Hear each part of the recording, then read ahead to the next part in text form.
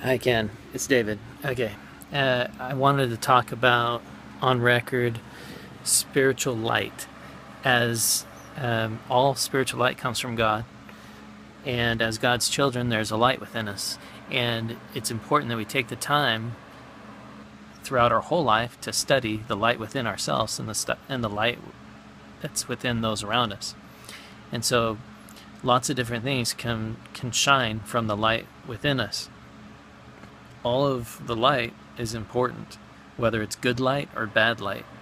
And so, in order to work with bad light, we have to. Well, the best way to approach with dealing with bad light is to use good light to work with it. Or purity of light can, take care of bad light sometimes.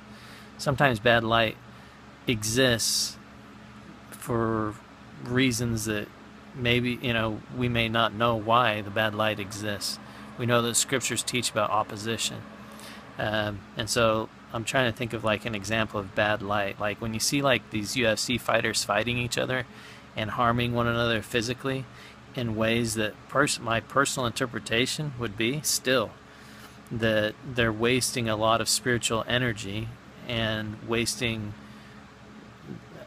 their ability to develop themselves spiritually in ways that would be absolutely pleasing to Heavenly Father.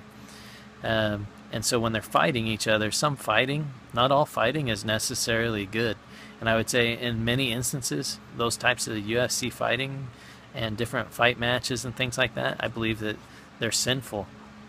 And what I mean by that is that there's the potential that they could kill in Cain-like fashion, and it would be very displeasing to the Lord.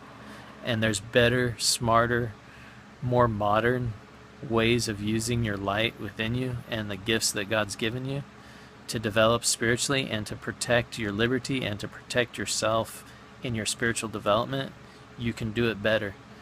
And some of the things that they're using or doing, they may want to reconsider how they go about doing it. Now, I'm aware that there's plenty of people that love boxing and Las Vegas.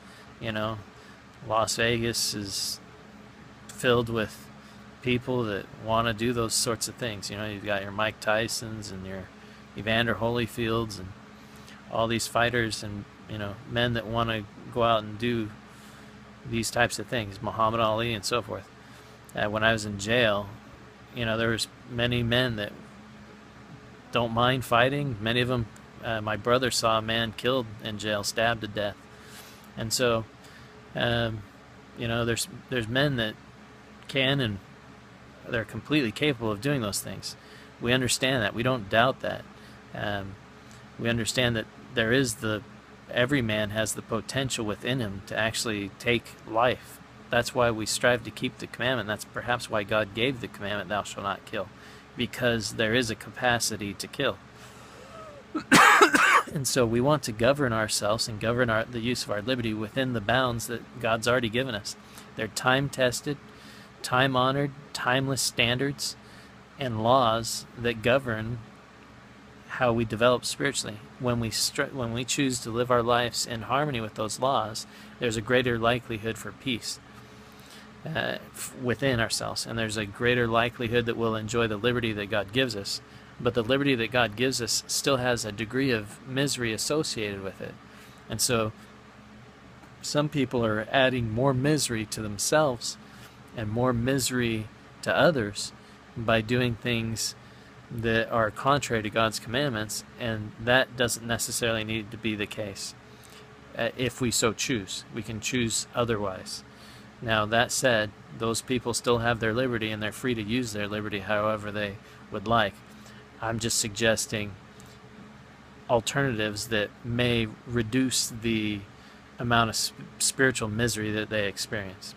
So anyhow, I wanted to get those thoughts on record, and that's all for now.